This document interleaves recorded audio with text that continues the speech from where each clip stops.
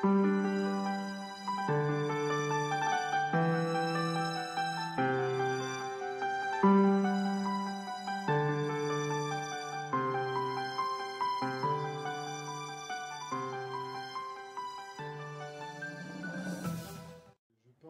conclure, on voudrait apporter un droit de réponse à Jean-Claude Lozarmer sur quelque chose peut-être qu'il n'a pas vu. Je remets le contexte. On va vous passer un extrait vidéo de l'émission Bob vous dit toute la vérité avec l'invité Franck Foucret, ex-vénérable maître d'une loge, d'une loge de l'obédience d'une loge de au rite Memphis-Misraïm au Grand Oriental de France. Et dans cet extrait, vous avez un extrait de vous-même, Jean-Claude Lozarmer. Je vous propose de regarder et d'apporter votre réponse juste après. Merci. Que pensez-vous du livre du professeur Jean-Claude Lozarmer, historien et professeur émérite médiéviste, enseignant à l'université Rennes 2, Haute-Bretagne depuis 1964, donc un monsieur quand même qui a un peu de bouteille, qui ne dit pas n'importe quoi.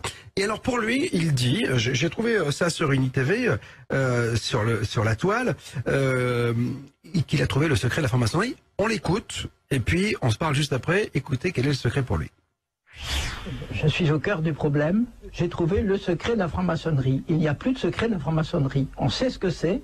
C'est une religion semblable aux religions mystères de l'Antiquité. C'est une véritable religion, une religion à mystère, c'est-à-dire à initiation, et qui oppose deux dieux. Un dieu civilisateur présenté comme l'ami des hommes, et qui veut leur divinisation, et un dieu tyrannique, qui veut les dominer et les écraser, et qui est souvent représenté par un monstre à 3 têtes. Vous avez deviné de qui il s'agit. Nous sommes en présence d'une véritable inversion. Le Dieu bon, entre guillemets, c'est Lucifer, et le Dieu mauvais, c'est le Dieu de la Bible et l'Évangile. Et c'est cela le secret de la franc-maçonnerie. C'est son moteur. Elle lutte contre le Dieu des chrétiens. Et elle veut établir une civilisation anti-chrétienne, antithéiste, et une civilisation qui portera la révolte de l'humanité à son sommet. C'est assez dur comme propos quand même envers la franc-maçonnerie. Donc on a inversé, le Dieu que l'on pense bon, il est finalement mauvais, et Lucifer, que l'on dit être le diable, le démon, est plutôt le bien.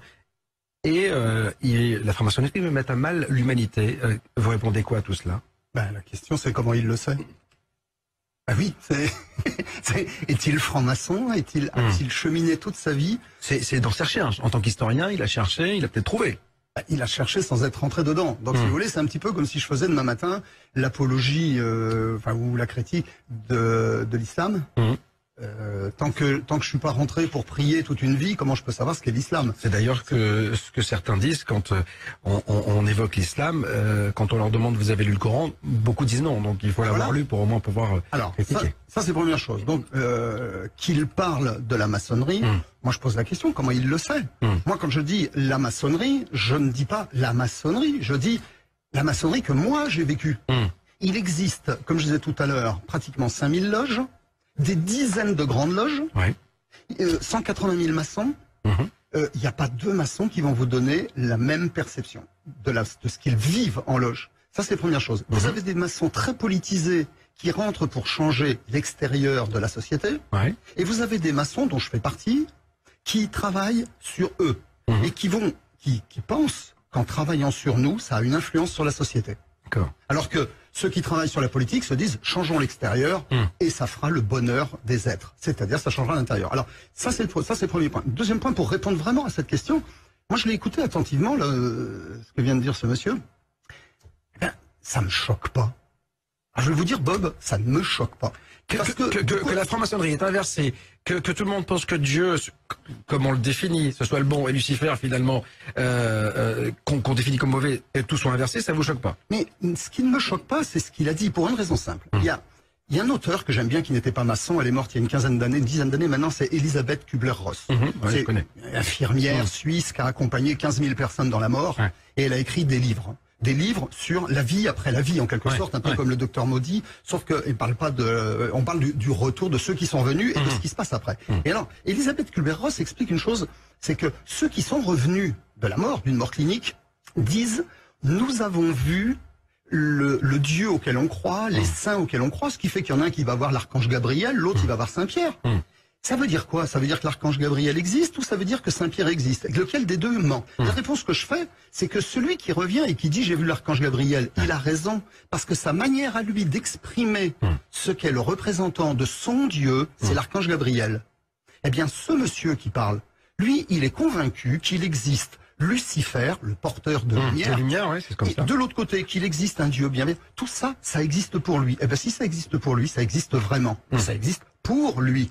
Moi, il est fort possible que ce soit un Gadelu, grand architecte de l'univers, et que ce soit un grand architecte ou un grand horloger, qu'on l'appelle comme on veut, peu importe que j'imaginerais que ce soit un mécanicien, si quelqu'un de bienveillant dans cet univers, une représentation quelconque, vient me chercher au moment où je quitte cette terre, eh bien c'est parfait pour moi. Et puis si j'imagine ma mère ou mon père, ce sera parfait, c'est ma croyance. Pour résumer la pensée, ce que le dit ce fameux Franck Foucret, donc l'articulation de sa pensée est en 3 points. La première, c'est comment le sauriez-vous? Le deuxième point, n'y étant pas allé. Il n'a qu'à lire mon livre, il va comprendre. Alors, Et si je le sais, c'est que j'ai travaillé à partir de comparaisons. Et je trouve des analogies tout à fait convaincantes entre un culte antithéiste répandu dans le monde entier et la franc-maçonnerie. très bien. Son deuxième point était le fait que vous avez raison, c'est votre vérité, parce que, prenait-il comme exemple, des revenants qui avaient subi une mort clinique, certains voyaient Saint-Pierre à gauche, d'autres le voyaient à droite, et ils n'étaient pas, ils ne se permettraient pas de juger qui a raison. Pour lui, chacun a sa vérité, et donc, professeur Lozarmer, vous avez votre vérité. Ça, c'était son deuxième argument. Oui, oui. J'ai lu tout à l'heure des extraits de Bakounine et de Proudhon. J'ai lu un extrait de Saint-Martin. C'est tout de même assez clair. Hein. Bon, alors, me reprocher de n'être pas maçon, je trouve que c'est tout de même un peu facile et puis en même temps un peu ridicule. Est-ce que pour savoir si un poison est dangereux, je dois l'avaler? Non, mais bien sûr, c'est une démonstration rhétorique douteuse, mais je pense que la présence de Karl van der Hecken, qui également connaît la maison, pourrait valider ou infirmer vos propos au fil de vos ouvrages. Donc, qu'en est-il, Karl van der Hecken? Ah oui, moi je le confirme, je n'ai rien d'autre à dire, à ajouter. Je vous remercie.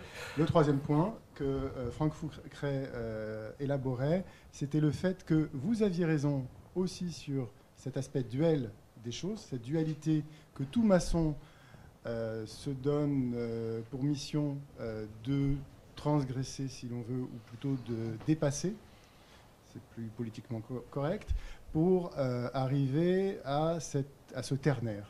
Voilà. Donc, il finissait en beauté avec l'analogie avec la Trinité chrétienne. Mais il n'y a pas d'alternative possible. Mais là, je constate qu'il a bel et bien en tête la dialectique maçonnique. Hein? Thèse, antithèse, synthèse. Il n'y a pas de synthèse possible entre le bien et le mal. C'est pas possible.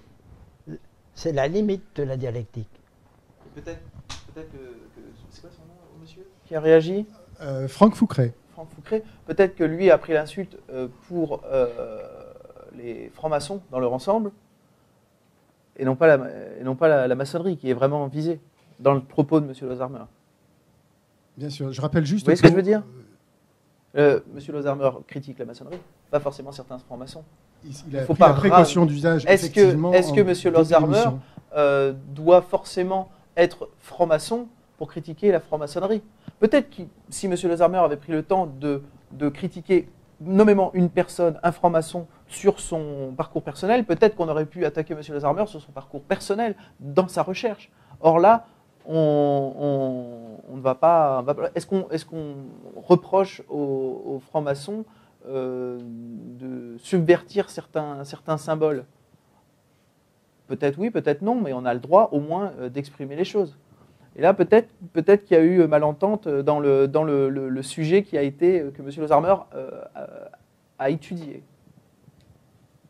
Vous voyez, il y a un double langage là, sur maçonnerie et franc-maçon. Avec un S, pluriel. Pour moi, l'immense majorité des francs-maçons sont manipulés. Voilà. Et beaucoup d'entre eux, d'ailleurs, ne croient pas aux cérémonies. Enfin, certains d'entre eux. Je me suis laissé dire que certains voudraient qu'on supprime le rituel, la liturgie maçonnique. Parce qu'ils trouvent que vraiment c'est complètement dépassé. Ça prouve qu'ils n'ont rien compris. Ils sont vraiment manipulés. Et d'ailleurs, nous sommes manipulés. C'est ça la révolution. La révolution, c'est une immense manipulation par une petite poignée de gens pervers. Je dis une petite poignée.